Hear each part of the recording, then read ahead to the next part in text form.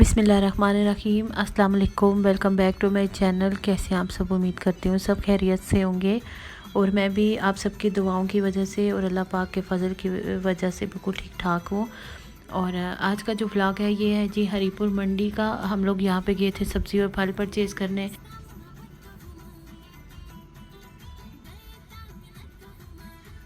और फिर हमने सोचा कि चलो थोड़ी आउटिंग भी हो जाएगी और हम जो है वो हरीपुर तो वैसे ही जा भी रहे हैं किसी काम से, तो हम लोग वहाँ से लेके आते हैं। तो ये अभी सारा मंडी की एंट्रेंस है। अभी आप देखें कि दोनों तरफ जो है वो सब्जियां और फल आपको नज़र आ रहे होंगे ना।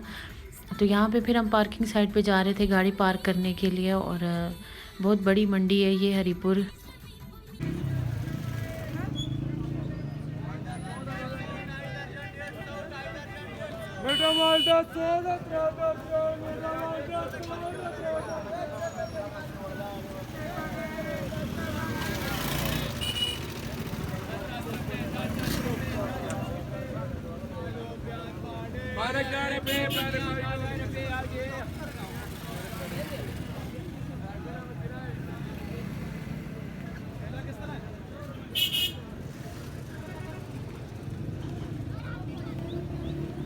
तो जैसा कि आपको नज़र भी आ रहा है कि मुख्तलिफ़ सब्ज़ियों के और फलों के बेशुमार स्टॉल्स हैं यहाँ पे।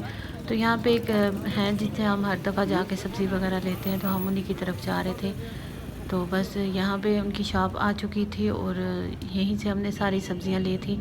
अभी मैं आपको दिखाती हूँ कि हमने क्या क्या परचेज़ किया था। तो यह है जी सारा सामान जो हमने परचेज़ किया था और यहाँ पे उन्होंने शॉपर्स में रख दिया था। और बाकी जो चीज़ें हमें चाहिए थी वो भी हम ले रहे थे। अभी मटर जो है वो तोल रहे हैं वो, और इस तरह की दो तीन चीज़ें और थी।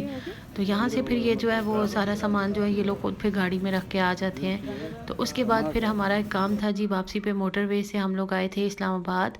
और इस्लामाबाद में भी हमारा काम था। यहाँ से फिर हम लोग काम करके तो शाम हो चुकी थी काफ़ी। तो अभी हम घर की तरफ जा रहे हैं। वापस हम अपना काम कर चुके थे और तकरीबन ये कोई मगरिब का टाइम था और ठंड भी काफ़ी ज़्यादा हो रही थी। और अभी मैं आपको दिखाती हूँ कि हमने क्या क्या लिया था। तो ये हैं जी वो सारी सब्ज़ियाँ। बाकी भी बहुत सारी चीज़ें हमने ली थी जिसमें पालक वगैरह और मतलब जितनी भी सब्ज़ियाँ आ जाती हैं ना घर की वो सब थी। तो इसके बाद फिर घर आके हमने खाना बनाया और खाने में मैंने बनाए थे जी कोफ्ते। और यहाँ पे मैं आपको रेसिपी दिखाती हूँ साथ साथ। और ये सबसे पहले आप छोटे छोटे बारीक प्याज काट कर लें और उसके बाद फिर हम इसमें ऑयल डालेंगे।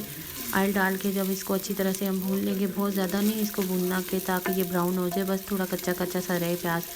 तो उसके बाद फिर हम टमाटर और हरी मिर्चें और इस तरह से जो अगर आपके पास अदरक लहसुन का पेस्ट नहीं बना हुआ तो वो भी आप इसमें डाल सकते हैं। इसको हम डालेंगे जी जूसर मशीन में। और ये प्याज भी हमारा हो चुका है हल्का हल्का फ्राई सा, कलर चेंज हो चुका है इसका। इसको अच्छी तरह से हम ब्लेंड करेंगे और उसके बाद फिर हम उसी ऑयल में इसको वापस डाल देंगे। अब इसकी हम करेंगे जी अच्छी तरह से भुनाई। और इसमें इसके साथ साथ हम जितने भी बाकी मसाले ऐड करने हैं उनको हम ऐड करेंगे। और कोफ्ते क्योंकि रेडीमेड थे, घर के बने हुए नहीं थे, तो मतलब बहुत ही मज़े के बने थे। घर में बनाते हैं लोग, मैं भी बना लेती हूँ अक्सर, लेकिन उसमें काफ़ी टाइम लगता है। लेकिन रेडीमेड भी बहुत अच्छी कंपनी के जो होते हैं वो अच्छे मिल जाते हैं। जो लोकल कंपनीज़ के होते हैं वो इस तरह से अच्छे नहीं होते। अब हम इसमें डालेंगे जी अदरक लहसुन का पेस्ट और इसकी करेंगे हम मज़ीद भुनाई। अच्छी तरह से भुनाई करके अब हम इसमें डालेंगे लाल मिर्च का पाउडर, हल्दी, ज़ीरा और साथ में सूखा धनिया पाउडर डाल के इन सब चीज़ों को हम अच्छी तरह मिक्स करेंगे। और साथ ही हम डालेंगे जी थोड़ा सा पानी ताकि ये सब चीज़ें जल ना जाए।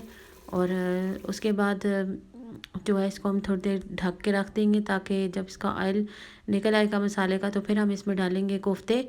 और कोफ्ते डालने के बाद जब इसको अच्छी तरह से भूनेंगे तो उसके बाद फिर हम इसमें 4 से 5 जो चम्मच हैं वो हम डालेंगे दही के।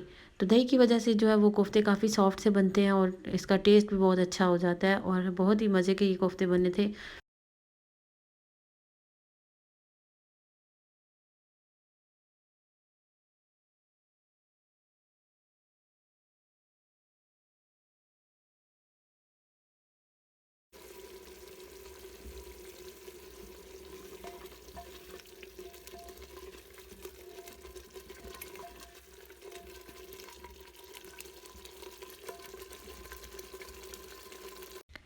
अच्छा जी, यहाँ मुझे आपसे बात करनी थी कि अगर आप मेरे चैनल पर नए हैं तो प्लीज़ मेरे चैनल को सब्सक्राइब कर दें। आपका फ्री ऑफ कास्ट है ये, का कोई भी चार्जेस नहीं लगेंगे क्योंकि बहुत सारे मेरे व्यूअर्स जो हैं वो उन्होंने चैनल सब्सक्राइब नहीं किया हुआ, तो प्लीज़ मेरे चैनल को सब्सक्राइब कर दें। और वीडियो अगर पसंद आती है तो उसको लाइक किया करें, शेयर किया करें और मेरे चैनल को ज़रूर सब्सक्राइब करें। अच्छा जी, उसके बाद ये है जी फाइनल लुक इसकी। अभी इसको थोड़ा सा हम और भूनेंगे। और ये है जी नेक्स्ट मॉर्निंग। और नेक्स्ट मॉर्निंग में जो हम सब्जियां लाए थे वो फिर मुझे काट के साफ़ करनी थी। और यहाँ पे मैंने पालक को धोया था और उसके बाद मैंने इसको बारीक बारीक काट लिया था। और पालक मुझे बहुत ही अच्छी लगती है। और मैं अमूमन ऐसा करती हूँ कि पालक को या तो कच्चा इस तरह से अच्छी तरह से साफ़ करके धो के उसको शॉपर्स में जो है वो फ्रीज़ कर लेती हूँ, और या फिर मैं इसको बॉयल कर लेती हूँ। और यहाँ पे मैं पालक, अब देखें, अब अच्छी तरह से इसको धो के स्टेन कर रही हूँ। तो इस तरह से ये होता है कि बड़ा इजी हो जाता है कि आपको जब कभी पालक खाने का दिल चाह रहा हो तो आप जाएं, पहले मार्केट से लेके आएँ, फिर उसको साफ़ करें, धोएं, काटें।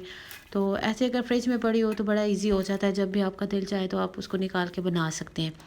तो यहाँ पे फिर मैंने पालक को काट के साफ़ करके अच्छी तरह से धो के उसके बाद फिर मैंने इसको चूल्हे पे चढ़ा दिया था, ताकि मैं इसको बॉयल करके और जितनी जितनी मतलब तादाद में मुझे मिकदार में जो पकानी होती है मैं उस हिसाब से फिर इसके पैकेट बना के रख लेती हूँ। तो पालक बहुत ही ज़्यादा फ्रेश थी और बहुत ही अच्छी थी। तो पालक जो है वो आप चने की दाल के साथ भी बना सकते हैं, और चिकन के साथ, गोश्त और इस तरह के आलू के साथ भी बहुत मज़ा करती है।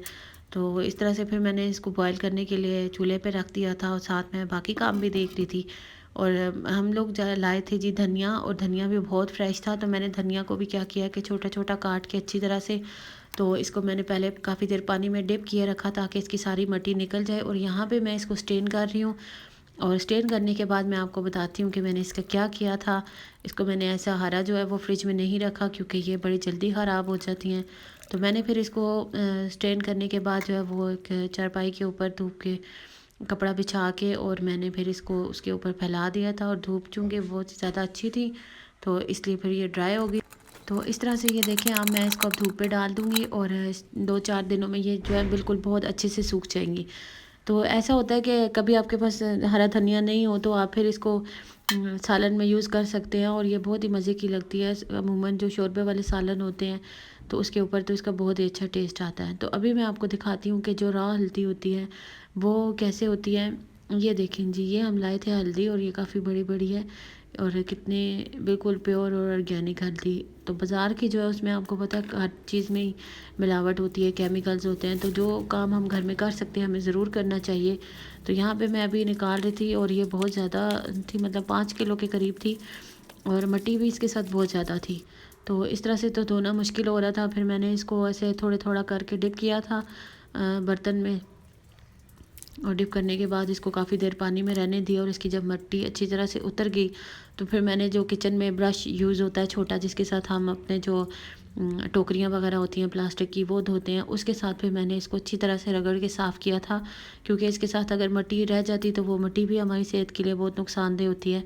तो इस तरह से मैं काफ़ी मेहनत के बाद मैंने इसको बहुत ही अच्छी तरह से साफ़ कर लिया था। क्योंकि साफ़ जब हो ही ना, घर में चीज़ ला के बंदा भी साफ़ ना कर सके तो उस चीज़ का क्या फ़ायदा।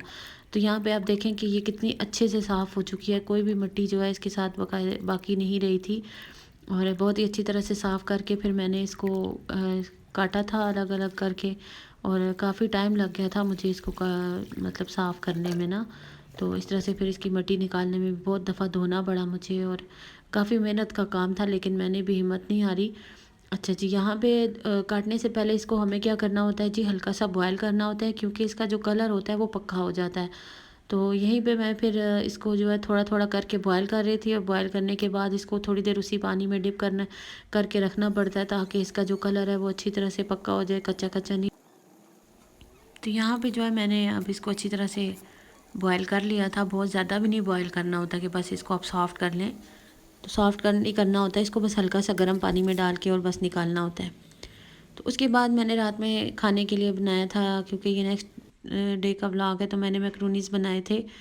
और बच्चे कह रहे थे कि हमें मैक्रोनीस बना के दें, तो फिर यहाँ पे मैंने मैक्रोनी बनाए थे। और रेसिपी जो है वो अगर आप लोग कहेंगे तो मैं आपको रिकॉर्ड करके मैं रेसिपी शेयर कर दूँगी। तो बहुत ही मज़े के मैक्रोनी बने थे। और ये देखें, जब थोड़ी देर ये डिप रहता है ना तो इस तरह से इसका कलर हो जाता है हल्दी का। तो उसके बाद मैंने थोड़ी थोड़ी करके सारी हल्दी अच्छी तरह से बॉयल करके गर्म पानी से निकाल के इस तरह से एक चारपाई पे फैला दी थी, ताकि ये इसमें से पानी खुश्क हो जाए और ये बिल्कुल ड्राई हो जाए।